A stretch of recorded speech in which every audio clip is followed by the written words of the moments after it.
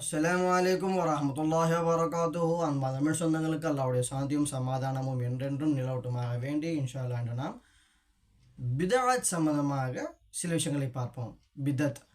பிதத்துன்னு சொல்லுவாங்க, பிதாத். அந்த அரபி வார்த்தைக்கு பிதாத் என்ற வார்த்தைக்கு பொருள் புதுமை, எதுவுமே முன்மாதிரி இல்லாமல் செய்யப்பட்ட ஒரு விஷயம். உதாரணத்துக்கு கைவிசிறி யாருக்குமே தெரியாத காலத்தில் கைவிசிறியை கொண்டு வந்தது. அரபிக்கில் சொல்லணும்னா அந்த வார்த்தை பயன்படுத்தப்பட வார்த்தை என்னென்னா பிதாத், புதுதாக கொண்டு வந்த ஒரு விஷயம். எல்லாருக்கும் கைவிசிறி தெரியும். அப்போ ஃபேன் கொண்டு வந்தாங்கள்ல, மின்விசிறி, அது ஒரு புதிதாக கொண்டு வரப்பட்ட ஒரு விஷயம், பிதாத் அப்படின்னு சொல்லலாம். குரானில் சூரத்துல் பஹரா 117வது வசனம் குன் ஃபயக்குன் சொல்லி அந்த ஒரு வசனம் முடியும்.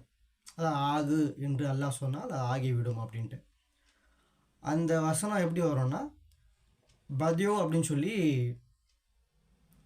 வார்த்தையிலேருந்து ஆரம்பிக்கும். அதாவது எதுவுமே முன்மாதிரி இல்லாமல் வானங்களையும் பூமியையும் எல்லாம் படைத்தான் அப்படின்னு சொல்லி வரும். அப்போது அதாவது முன்மாதிரி இல்லாமல் படைத்தான் அல்லாஹ் அப்படின்ட்டு வரும். பிதாத் என்றால் புதிதாக செய்யப்பட்ட ஒரு விஷயம் அப்படின்ட்டு.